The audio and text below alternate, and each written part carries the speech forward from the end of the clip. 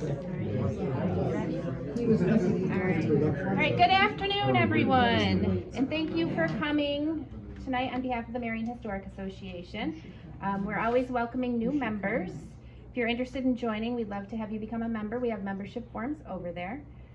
Membership helps keep organizations like ours alive and thriving. As a member, you'll receive quarterly newsletters, discounts on things like our favorite activities we have coming up, Haunting in the Hamlet. We have the Square Dance.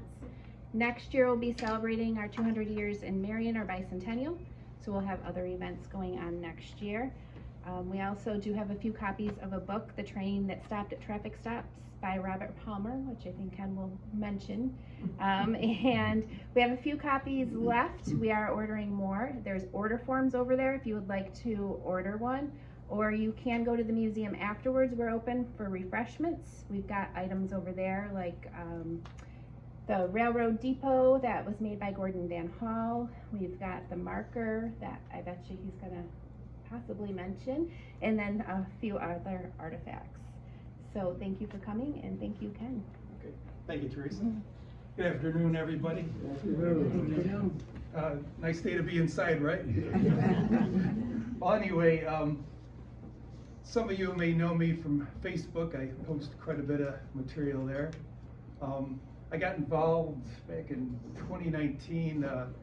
Karen Devlin, former town historian for Marion, she posted a request online looking for information about the Newark and Marion Railway. So I had a little bit to share with her, and then she contacted Richard Palmer, who some of you may have heard of. He's a well-known railroad author, and he wrote the book, which is for sale. So anyway, I'll start out by just giving a very brief history about the Newark and Marion Railway, and then we'll get into all the details. So the Newark and Marion Railway operated between Newark, New York and Marion, New York from 1905 to 1984. It was chartered on May 4th, 1900. The 9-mile-long railroad line opened for business on December 14th, 1905. It was constructed by the Beebe Syndicate, a conglomeration of electric streetcar and interurban railroad lines across New York State, though the Newark and Marion was never electrified. It was just too costly, so they decided to run it as a steam freight railroad. The company ran into tough financial times and entered receivership in 1915, and the control by the Beebe Syndicate ended. The folks around Marion gathered their money together, and the railroad was reorganized as the Marion Railway Corporation on May 5th, 1917. The Pennsylvania Railroad acquired the line on May 4th, 1930. It continued to operate as a spur of the Sodus Bay branch through the Penn Central era from 1968 to 1976, and the beginning of the Conrail era from 1976 to 1979. Operation passed to the short line Ontario Midland Railroad on October 1st, 1979. Dwindling freight traffic and deteriorating track conditions led to the line's closure in July 1984. So now I'll start out at the beginning and go from there. This is a timeline of the operators of the Newark and Marion line. As I mentioned, the Newark and Marion Railway started in 1905, went to 1917. Then it was the Marion Railway Corporation from 1917 to 1930. Pennsylvania took over in 1930 and ran it until 1968. The Pennsylvania Railroad and the New York Central Railroad merged in 1968, became Penn Central Railroad, operated until 1976. Then Consolidated Rail Corporation, or Conrail, ran the line between 1976 and 1979.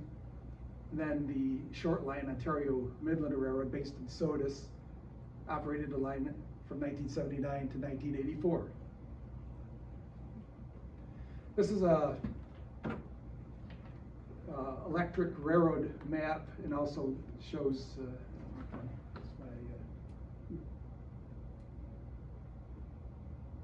I guess I guess my laser pointer isn't working too good here.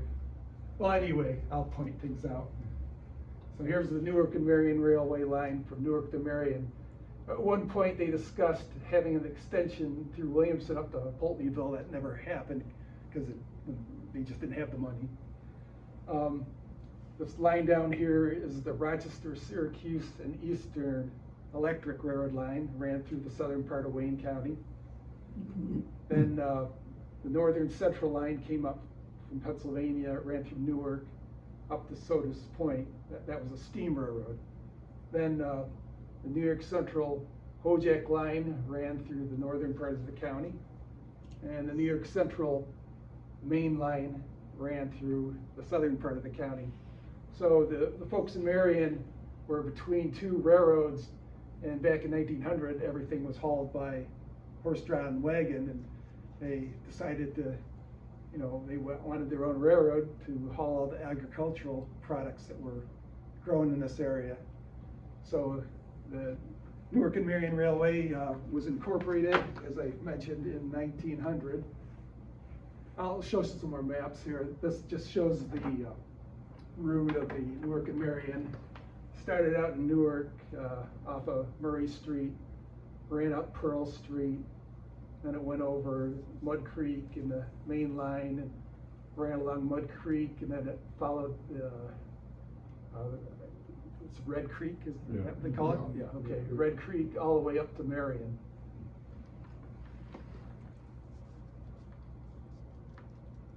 This is a detailed map of Marion and shows the line from Newark coming into town, crossing Mill Street, Main Street, Buffalo Street, and running all these sidings to various industries in Marion, and I'll talk about that later in the presentation. And this is a detailed map where the line begins in Newark, and it's just like I mentioned, off of Murray Street and Pearl Street in Newark, where it came off the Pennsylvania Railroad Sodas Bay branch. And it ran along Pearl Street and then Tulare Road, crossed over Gennargwa Creek, or Mud Creek as it's more commonly known, and up toward Marion. Also shows the, it's now CSX main line in Newark. And then the Rochester, Syracuse, and Eastern, the road used to run along where Route 31 goes by Walmart, Newark, and then through the village. Also, there was another railroad, the West Shore, that ran right through Newark. It was owned by the New York Central and was abandoned by most of it by the 1970s. So this is a timeline of the early history. As I mentioned, it was incorporated in 1900. Construction started in 1901, but it wasn't completed until 1905. They had a lot of problems, supply chain problems even then, back then. It took a while to get all the materials for the railroad. Mud Creek flooded and washed a whole load of ties, I guess, away. It took a while to get the iron to build the bridge over to New York Central and Newark. But finally, the first passenger train ran on December 14th, 1905. The first freight train ran on January 19th, 1906. As I mentioned, they ran into financial difficulty and they entered receivership in 1915. The folks in Marion banded together and purchased the assets and formed the Marion Railway Corporation on May 5th, 1917. Then it was acquired by the Pennsylvania Railroad on June 4th, 1930. The last passenger train ran in 1930, but the main business was freight, carrying fruits and vegetables from Marion and also goods into Marion. So this was a poster from the Marion Historic Association collection advertising a public meeting in Newark at the Sherman Opera House, which was on East Union Street. And they wanted to get people to purchase shares of stock in the railroad to fund it. which here's a share of stock of the Newark Marion Railway Company. This is dated 1902, April 1902, sold to Charles Van Buren for one share was $100 back then. This is also from the Historic Society collection. Now we have some cyanotype photos of the construction of the Newark and Marion Railway, laying the track here. And they're building a bridge here. I guess it was off of Mill Street. And then this was the engine they called Marianne that was used in the construction of the line.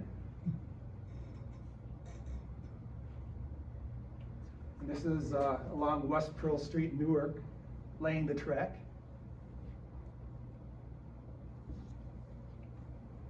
Now, this is somewhere between Newark and Marion out in the country, and you can see it was all built with horse-drawn wagons. No heavy construction equipment back then. Another photo of that from the Historic Society collection. This was the biggest structure on the railroad. It was actually quite impressive. It was a combination bridge and trestle. This part ran over the Mud Creek floodplain. They had to build it that way because of the constant flooding. The next postcard. This is this is the completed bridge. You can see the trestle part and then the bridge over the New York Central main line here. Part of it's still there, yes. We have pictures. This is a favorite postcard of mine, showing the entire trestle and bridge, the Newark and Marion, and then the 4-track New York Central main line, and the train is the Empire State Express heading east towards Syracuse.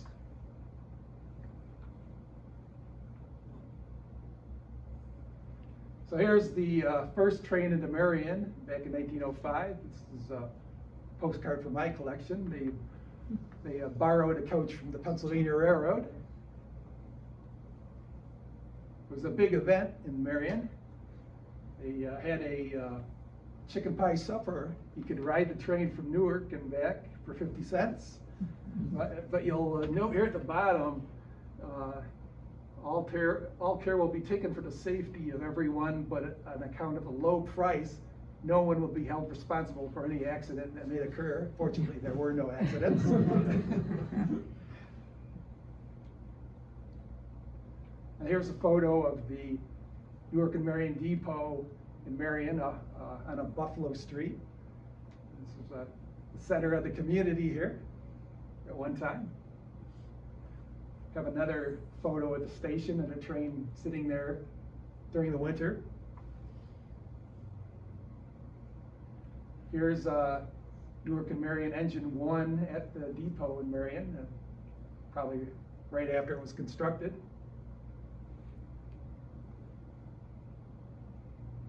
This is the passenger timetable. They had, pardon me, a single coach for passenger service, and they ran 3 round trips a day between Newark and Marion at the beginning here. Connected with the Rochester, Syracuse, and Eastern Interurban Railroad in Newark, as well as the Northern Central Railroad in Newark, also that became the Pennsylvania. And they also had a stop at the New York Central Station in Newark. And this is the timetable from 1929. You can see they went to 2 round trips a day. Here's a pass the officers of the railroad got to ride for free. And Mr. Burgess was one of the officers of the Newark and Marion Railway from 1911 here. Something I found on eBay. I don't know who bought it, but there's something else I found on eBay. Pardon me. This is a pass for the 1920s. It wasn't issued by the Marion Railway Corporation. Here's the passenger car for the Newark and Marion. It was a combine car, which meant that part of it was a section for freight, small packages and the like, and then the rest was for passengers. And we have a photo of the interior here, again from the Society's collection. Here's a photo of Newark and Marion Engine 1, and I believe this must have been in Marion. This is Engine 1 arriving at the depot on the left, and then there's, was it Clark? Yeah, Clark Leather. The coal yard there. Here's Engine 2 at the Marion Depot with the combine coach. These are all, you know, around 1910 or between 1910 and 1920 here. This is the Limited Express. So you can see the refrigerator cars and then the coach at the end there, and I believe this was in Newark. This is a color version of that postcard. I guess I collect postcards, so this must have been a less expensive version. The colored cards were more expensive back then. Here's Engine 3 in Marion. That was the best I could do with my software to improve the photo. But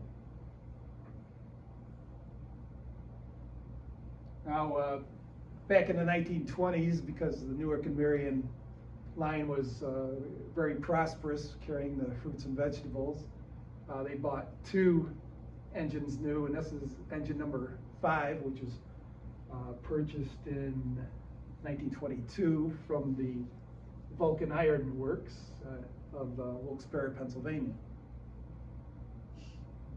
This is a photo of engine 6 out on the line here, probably in Marion or Newark, can't tell for sure.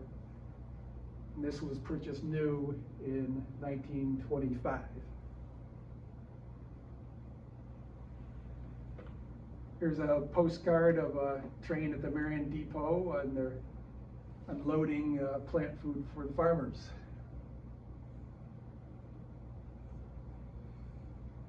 Here's another photo at the depot where they're unloading freight. And here's another photo at the depot of unloading farm equipment. So this was the Clark coal yard here, near the depot in Marion. And here's a view of train, either, I can't tell if it's pushing or pulling, but you can see the mixed freight train there in the coal yard. And this is at the Wayne County Produce Building, refrigerator car. Now these old-time cars, they were constructed of wood, and they had hatches on the top here where they would fill with actual ice to keep the car cool. This was before mechanical refrigeration.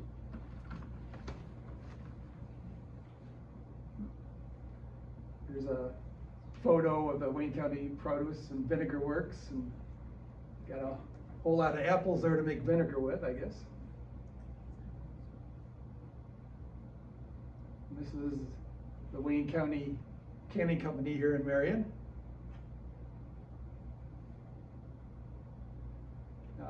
They built a brand new cold storage warehouse. The fruits and vegetables would be stored in cold storage until they got orders from produce distributors in the various locations, and then they would ship the goods out.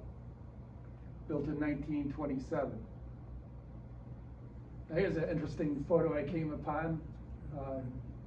All the folks in Marion have heard of topping ladder, and this is a load of ladders being loaded in a boxcar to be shipped out to Michigan in 1950. So here's a list of all the rail customers in 1943.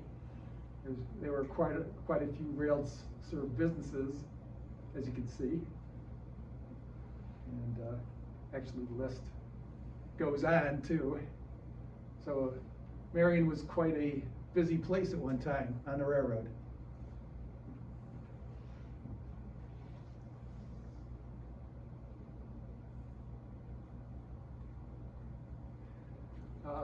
Here's some interesting paperwork that came out of the Marion station.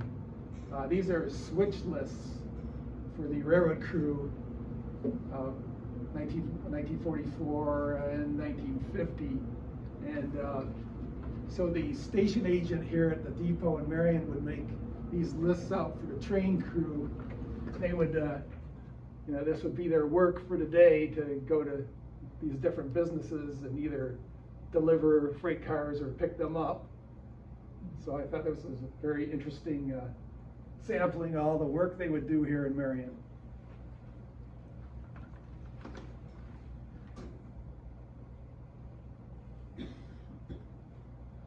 This is a photo somewhere out on the line between Newark and Marion, kind of an artsy shot, I guess. Now, unfortunately, the Newark and Marion had a few accidents during their days of operations. This was a derailment in 1913. The engine derailed here. I didn't,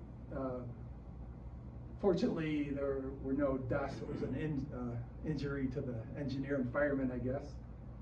And this is what the engine looked like, pretty bad. This was from the Newark Arcadia Historical Society. Here's another derailment that happened near East Palmyra in 1917. Drew quite a crowd.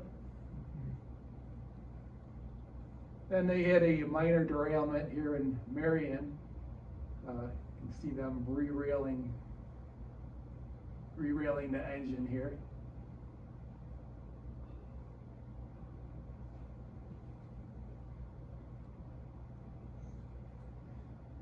Now, of course, we all know about the lake effect snow around here, and we sure got a lot of it in this one spot called Mander's Cut.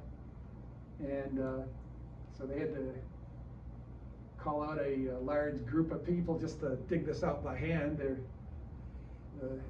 Apparently they didn't have a snowplow. There's another photo of them digging out. This is probably, if it wasn't the last passenger train, one of the last passenger trains on the Newark and Marion.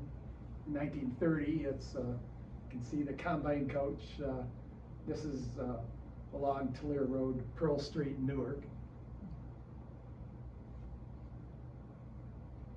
Here's another freight train heading west to Marion along West Pearl Street, and this is from 1935.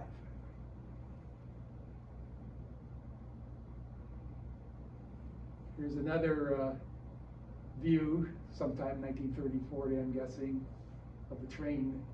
There was quite a steep grade coming up West Pearl Street, Newark. It was the steepest grade on the line. And so, I guess in the winter, sometimes if it got icy, they had to double, what they call double the train. They couldn't haul all the cars up the grade.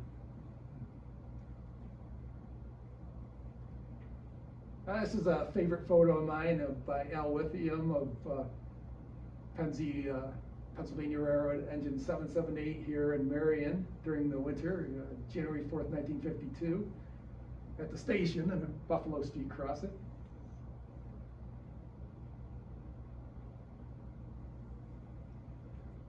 This is after the Pennsylvania Railroad took over the Newark and Marion line. Their crews were based in Newark on Murray Street.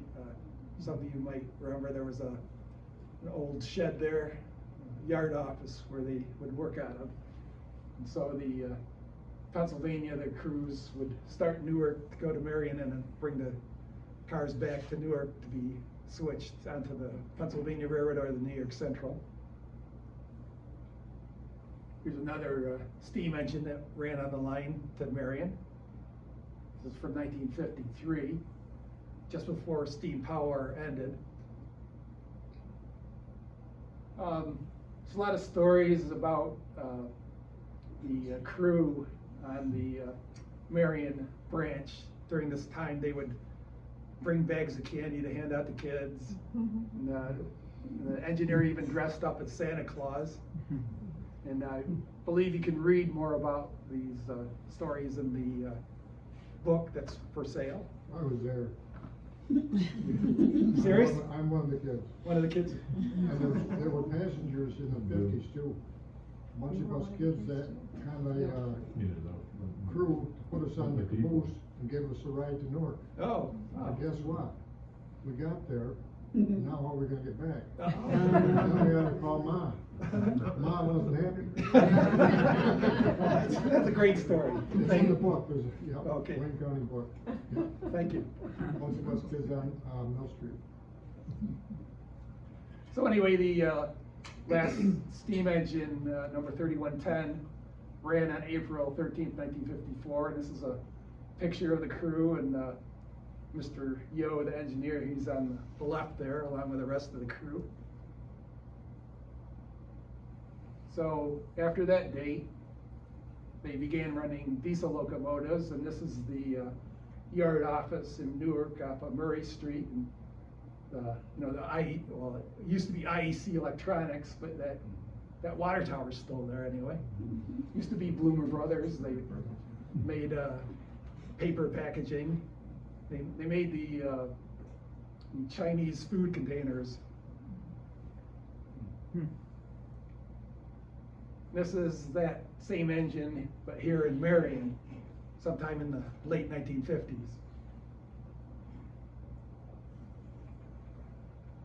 Now here's a view from the mid-1960s of the bridge over the New York Central Main Line. Of course, this area is all grown up, and the bridge and this part of the bridge was removed in the early 1990s. This is a view along West Pearl Street in Newark. As you can see, the tracks getting kind of rickety here. They didn't put much maintenance into the line, and so it was quite an adventure to go from Newark and Marion for these train crews, because it would derail often like this. You can see the boxcar here kind of off the track. And this is from the Newark Courier Gazette in 1975. Pretty much every time they ran to Newark, they would derail along Pearl Street.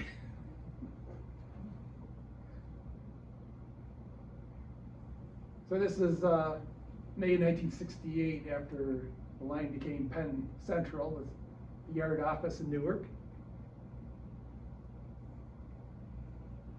And this is a nice color view looking north in Newark. This is a train along the line where just around the Newark Village line where Pearl Street becomes Tulare Road. Train, I imagine, coming back from Marion here, winter of 1976. Now, this is along where the line comes into Pearl Street and Murray Street. In the background here is the old New York Central station in Newark, which at one time they did have a siding here for the passenger train to drop off passengers. This is where the Marion branch joins up with the Sodas Bay line in Newark off of Murray Street. And later in the program, we'll share some interesting findings here. Here's another view of the yard office in Newark in 1974. Paul Templeton took quite a few photos of the line in 1974. Very grateful that he had the foresight to take pictures, because it is hard to find pictures of this line. Here's a view of a train leaving Newark at the Murray Street Yard. You can see the bridge over the barge canal there, which is still there.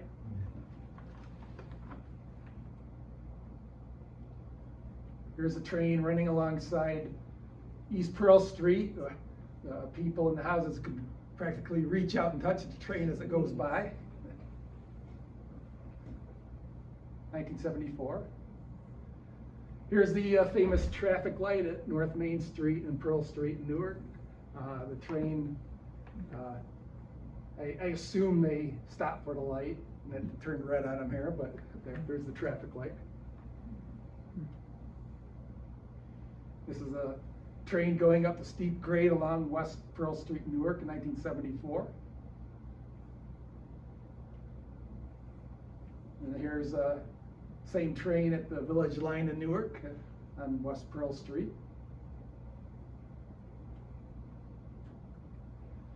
Here's a train crossing over the bridge over the, at this time, the Penn Central main line.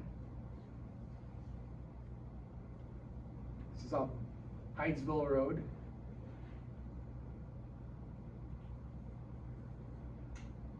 Here's the local at the Marion Depot in 1974.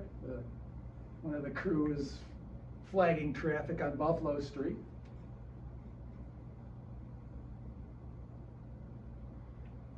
Paul was able to get a train ride himself here. The train was just crossing over the bridge over the main line here in Newark in 1974. This is a shot he took from above on Tulare Road with the train coming east to Newark in 1977. This is along Tulare Road, 1977. It's a nice color shot in the fall of 1977 along West Pearl Street in Newark. Train coming back from Marion. Close call here. Train just before crossing North Main Street in Newark, along Pearl Street, 1977. There's another view along East Pearl Street in Newark in the fall of 1977. Then here's engine 8411, which was a common engine used on the Newark and Marion run back then.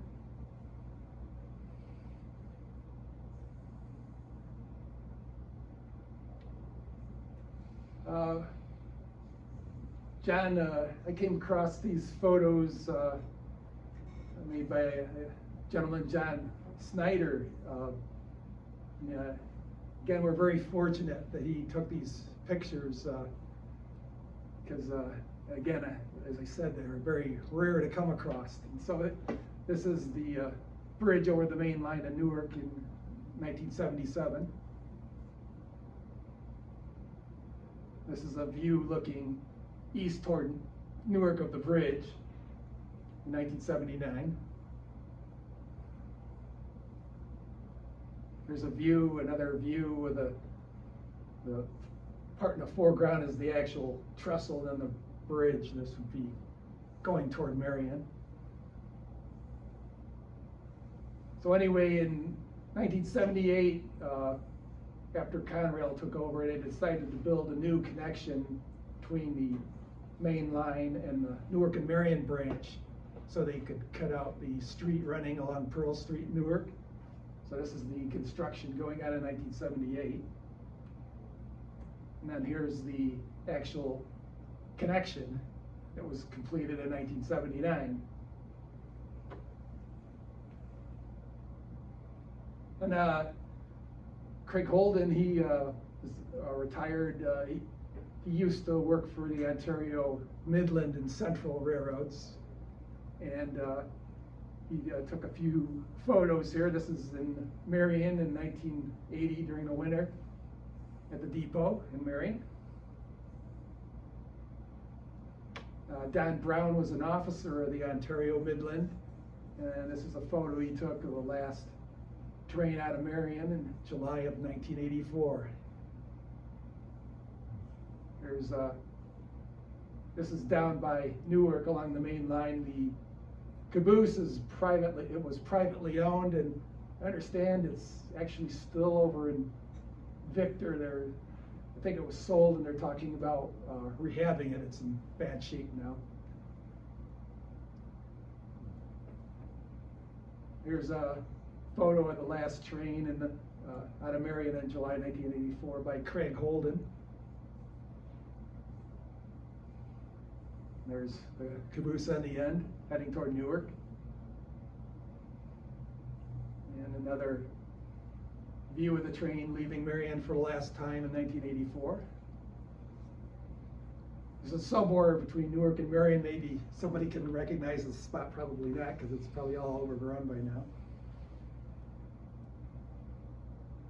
And here's a train running alongside the main line in Newark. That building up there was the New York Central Freight House, and then you can see the overhead bridge for the Pennsylvania Railroad, Sodas Bay branch, and then to the south is where the Marion branch came in.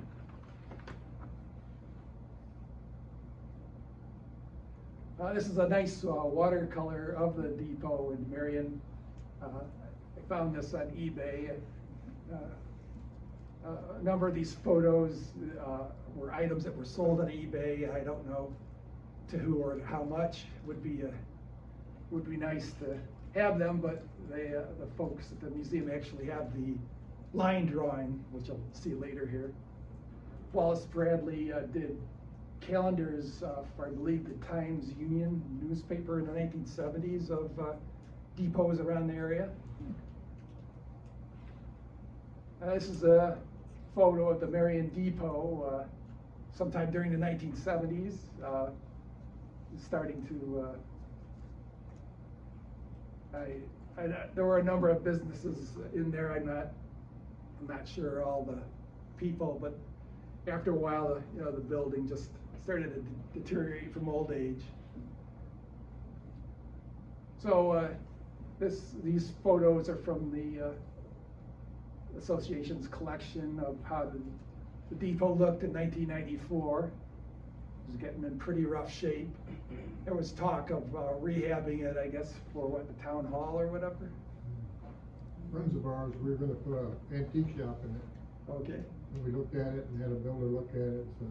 Too far gone. Too far gone. Yeah. So give you the 360-degree view of the depot here.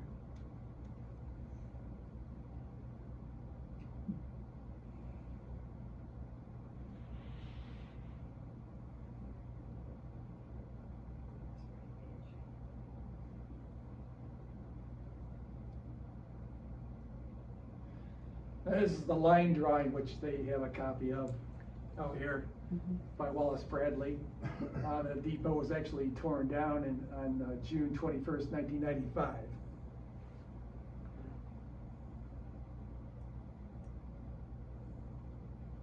So Karen Devlin and the association, they were instrumental in getting this marker put up on Buffalo Street, marking the site of the old depot.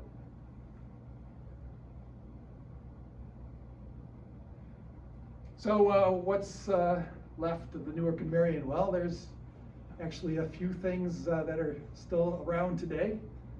One of them is the trestle, that part of the bridge and trestle structure that ran over the New York Central main line off of Hydesville Road in Newark. These were taken by Zane Smith in April of 2018. So if you want to go see it, I wouldn't recommend doing it now because the area is very grown up, but maybe late November or early March is a better time to go see it.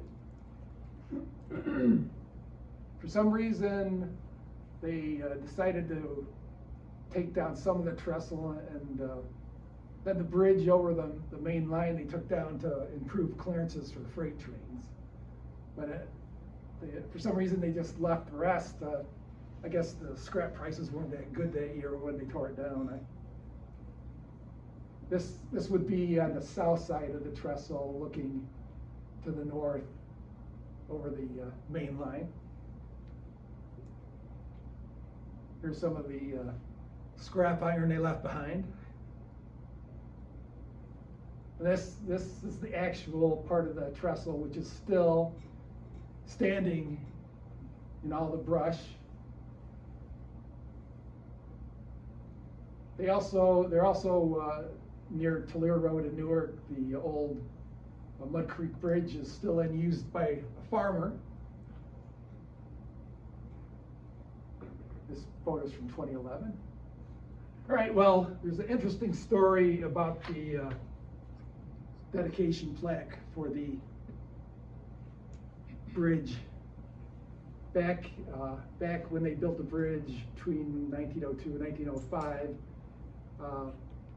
again, it was quite a structure, it cost a lot of money back then, and they decided to put a dedication plaque in the north abutment of the bridge. And this is an actual photo of it from 1977. Now, the owner of the railroad lines there, Conrail, promised the plaque to the Wayne County Historian's Office when they got around to tearing it all down. Well, unfortunately, that didn't happen because somebody decided to take the plaque as a souvenir back in 1981. They actually shipped it out of the abutment. So a photographer from the Courier Gazette discovered this and reported on it. So for over 40 years, nobody knew where it went to. This is a photo I took in April of 2022 of the deteriorating abutment where the plaque was. Again, don't try going back here now because it's very grown up. You probably get poison ivy.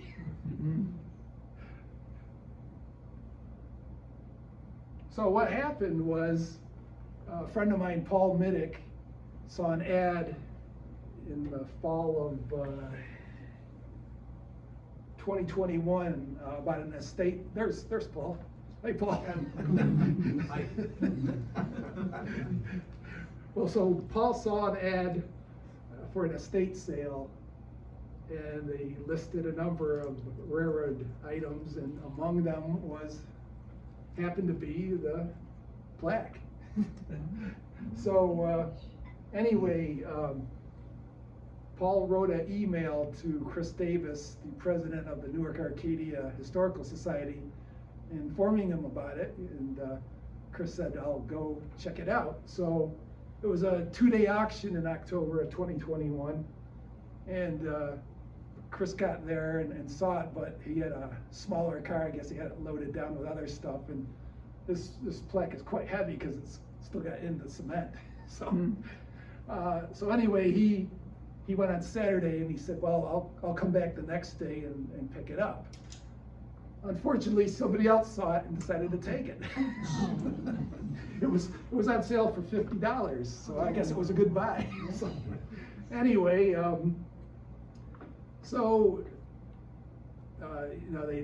they don't normally like to tell you who buys, after the stuff is sold. So Karen contacted me and asked me, well, you think I could try to track it down for her? And I said, I'll try. So the first thing I thought of was the auction was held up around Rochester.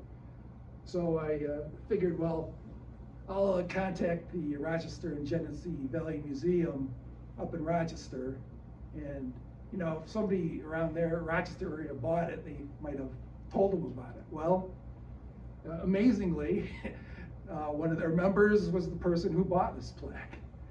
And so Karen got in touch with the guy. His name is Adam Lloyd, and they made arrangements for it to be returned here to Marion, and that was done in the spring of 2022. So it was a cooperative effort between quite a few people, Paul, myself, the Rochester and Genesee Valley Museum, Chris Davis, Karen. Sometimes things happen for the best, and after 40 years being missing, it finally found its proper home here at the Marion Museum. And you can go and see it afterwards. So this is the display upstairs at the museum, where you can see the plaque along with other photos from the Newark and Marion Railway. Then apparently a road crew was digging up some of the road here in Marion, and they found the actual rails from the Newark and Marion line, so they asked the county to donate them, and so they have a bit of the track behind the museum here in Marion. They were used up at the town park for edging. Oh, were they? And we were doing work up there. And I said, wait a minute, time to stop. So I got the highway department. I said, Tim, just throw these out back. Sometime we're gonna need these things. Well, then my son and I got involved with it. And we talked about where are we gonna put this? And we figured we could put it right there. And the highway department then brought them down, and then made the planks that look like the ties and everything, and that's why the display's there right now. Okay, great. Very Thank you. nice. They also have a whistle sign there that was used at one of the grade crossings along the Newark and Marion line. So there is one more piece of the Newark and Marion line that still remains, and I have no idea why I missed this for many years, but back in March, I was driving by on Murray Street, and I looked over and saw that looks like some track alongside the line. This is the line that goes up to Sodas Point, and it's north to Sodas Point and south to the Murray Street yard. And so the next nice day, I took a walk and discovered this is you can see the tie sticking out. This is where the switch was, where the Newark and Marion line came into the Sodas Bay line into Newark. And so for some reason they left the rails back in 1979 when they tore up the track along Pearl Street. So there's another view of that track. And then this is looking south. So there's a very small bit of the Newark and Marion line which still survives.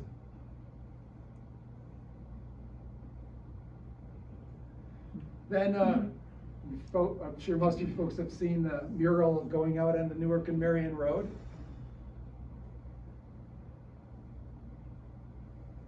And this book is for sale next door for only, what, $15? Or $13.50 if you remember. Yep. Now, I worked with Richard Palmer on some of the material. Richard Palmer and Karen Devlin provided a roster of the locomotives for the Newark and Marion and photos. So if you're interested in learning more, I encourage you to buy the book. So I'd like to thank the Marion Historic Association, Karen Devlin, Jen Hunter, and Teresa Kuhn for their willingness to share their material with me. And then all these photographers who took the later photos of the Newark and Marion. Again, it's fortunate that they took these photos, because it's very hard to find photos of this line. And that's all I have. What number engine is down in the Strasburg Museum in Pennsylvania? 2940 something. It is down Yes, that's right. there. My son has seen it. I couldn't get in, but he's seen it. I don't There's a remember plaque the number. inside, there's a plaque inside the engine, and it states how it ran, it was part of the Marion York Railroad for a certain amount of time. I'm trying to find the picture of it right now. Okay. Yeah, there were a number of those engines that were regular on the line. I didn't have or didn't find a photo of that particular engine on the line, but yes, it was preserved, and you can go to Strasburg, Pennsylvania and see it at the Railroad Museum of Pennsylvania. Since I have a few minutes left, I'm open for any questions or comments you might have about the Newark and Marion. So thank you for sharing your stories there. It's, Yep, I've got one more. oh, good. Go right ahead. So in the 50s, there was a magazine or an ad for fireworks. So I filled it out, sent it, it was in Pennsylvania. And it came in by rail, and I met Anson Marshall. Marshall, and I got my box of fireworks right down there. Illegal as could be. Yeah, so there's a lot of stories. She's still great. That's my son talking about. Any questions? I remember on the houses that were built on the north side of Pearl Street, had to drive over the tracks. The railroad never made any concession to those people. They never filled it in. And of course, that made the tracks even worse. They were terrible. You'd think that the train couldn't get through there, but they did.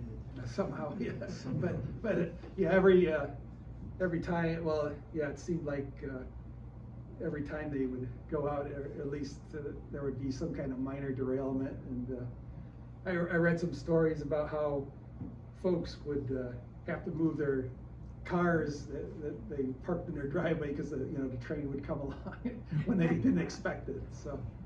Oh, jeez. I saw a gentleman today, we were talking about this. He said, Ron, do you remember back when we were kids by the school? This was in the 50s, and the train would come through, and there was so much soot coming out, it was all over the place. Those kids were out there playing it. Just all over, out of that engine. Mhm. Yeah.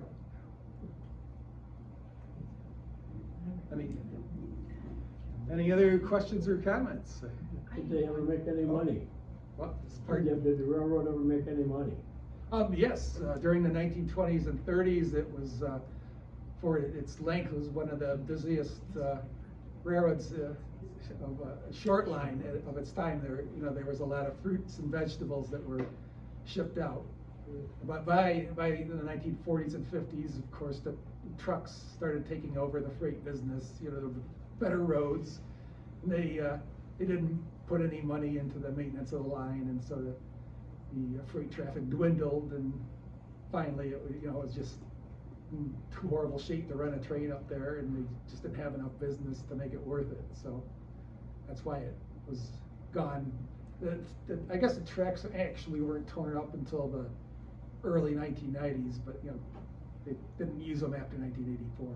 So if you're looking at Strasburg, it's the PRRH 6SB number 2846. Okay. It's a 280 consolidated freight locomotive, and it says right on the plaque, last in service in 1954 between the Marion and Newark Railroad. Okay. So it's right inside the, where you go up, where the engineer would be. There's a plaque right inside the cab there. Okay. All right. Thank you. Yeah. There's a question. There's not a question, just a comment. Yeah. Like Ron said, it ran by school. Mhm. And I think you should know that the kids in Marion do not look forward to going to the Newark Marion Railroad. It was the Marion Peanut. Right, that's right. Here from Marion knows what the Marion Peanut was. Okay. Peanut. Good. Question back there? Just a comment. Comment. So by Union Street, the little garage there, there's actually a track there in the gravel.